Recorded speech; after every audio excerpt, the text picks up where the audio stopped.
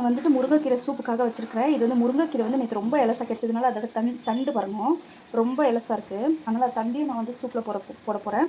அப்புறம் ஒரே ஒரு தக்காளி பழம், ஒரு வெங்காயம், ஒரு கொத்து கருவேப்பிலை, அப்புறம் ஒரு முழு பூண்டு, அப்புறம் மிளகு சீரகம், இவ்வளோ தான். இது பார்த்திங்கன்னா ஒரு கப்பு ஃபுல்லாக முருங்கைக்கீரை. இப்போ பார்த்தீங்கன்னா அது பாருங்கள் 1 ஸ்பூன் அளவுக்கு தான் ஆயில் போடுறேன். வேணும்னா பட்டர் போட்டுக்கலாம். பட்டர் வந்து டேரெக்டாக போட்டோம்னா தீஞ்சு போயிடும். அதனால் பட்டர் போடுறது வேஸ்ட்டு, ஆயில் போடுறது பெஸ்ட்டு. நான் இந்த ஆயில் இந்த குக்கரில் போட்டாச்சு.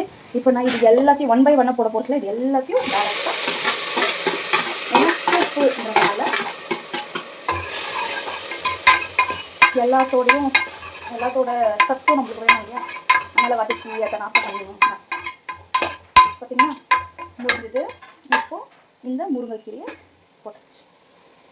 இதில் ஒரு விஷயம் என்னென்னாக்கா, நம்ம என்ன பண்ணாலும் இந்த மாதிரி சூப்பு, கீரை சூப்பு ஏதாவது பண்ணுறோன்னா இந்த முருங்கைக்கீரையோட ஸ்பெஷல் என்னென்னா, நம்ம போட்டு இதை வந்து தண்ணி ஊற்றி நம்ம குக்கர் விசில் மூடக்குள்ளோ அப்போ வந்து ஸ்லோ ஃப்ளேமில் 4 விசில் ஊற்றணும். ஸ்லோ ஃப்ளேமில், ஹை ஃப்ளேமில் வச்சுன்னா இது செத்து போயிடும். இதில் வந்து ஒரு சிட்டிகை மஞ்சத்தூள், அதுக்கப்புறம் சால்ட்டு. அளவுக்கு மீறி தண்ணி ஊற்ற வேணாம், இதை நம்ம அரைக்க போகிறோம். பாருங்க சால்ட்டு, 1 ஸ்பூன் சால்ட்டு.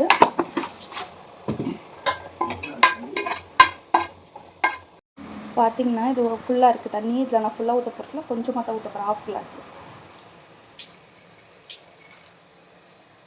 அவ்வளோ தயார் பண்ணாது மூடி போட்டு 4 விசில் ஸ்லோ ஃப்ளேமில். கீரை ஸ்லோ ஃப்ளேமில் 3 விசில் விட்டேன், ஏன்னா இலசாக இருந்தது கீரை. இப்போ வந்துட்டு நான் இது ஆறி போச்சு, ஆற விட்டு இப்போ நான் மிக்சியில் வந்து இது எல்லாத்தையும் போட்டு அரைக்க போகிறேன். நான் இதை வந்து இப்போ அரைச்சிட்டு உங்களுக்கு காமிக்கிறேன் என்ன பண்ணுவோம். அரைச்சாச்சு, நல்லா பேஸ்ட் ஆகிட்டு பாருங்க. இப்போ இதில் வந்து நம்ம தண்ணி ஆட் பண்ணிக்கணும். 1 கிளாஸ் ஊற்றிட்டு இந்த நல்லா நம்ம வந்து கெட்டியாக இருக்கிறத வந்து நல்லா மிக்ஸ் பண்ணிக்கணும். இப்படி ஏன் நான் வடிகட்டுறேன்னா, இது வந்து வடிகட்டக்கூடாது, டேரெக்டாக குடிக்கலாம். நான் வந்து அந்த ஸ்டெம்மெல்லாம் போட்டேன், அந்த முருங்கைக்கீரையோட தண்டெல்லாம் போட்டதுனால நான் வந்துட்டு அதில் நார் வரும், வடிகட்டுறேன். அதனால தான். இல்லைனாக்கா நீங்கள் நல்லா நைஸாக அரைச்சிட்டு அப்படியே டேரெக்டாக குடிக்கலாம். தண்ணியை மிக்ஸ் பண்ணிவிட்டு ஒரு கொதி விட்டுட்டு குடிக்கலாம். அவ்வளோதான் முடியும். Soup ready. இங்கே பாருங்க இப்படி இருக்கணும் சூப்பு. இப்போ நான் இதை வந்துட்டு ஒரே ஒரு கொதி விட்டுட்டு கேஸ் ஒரு வாட்டி சூடு பண்ணிவிட்டு குடிக்கலாம். நான் தேவைனாக்கா மேலே பெப்பர் போட்டுக்கலாம். பார்த்தீங்கன்னா முருங்கைக்கீரை சூப்பு ரெடி ஆயிடுச்சு.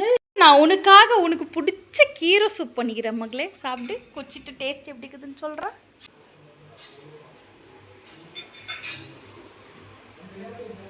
வாயிலேருந்து வார்த்தைகள் இல்லை. சூப்பராக இருக்குதா? ஓகே பாய் சொல்லு.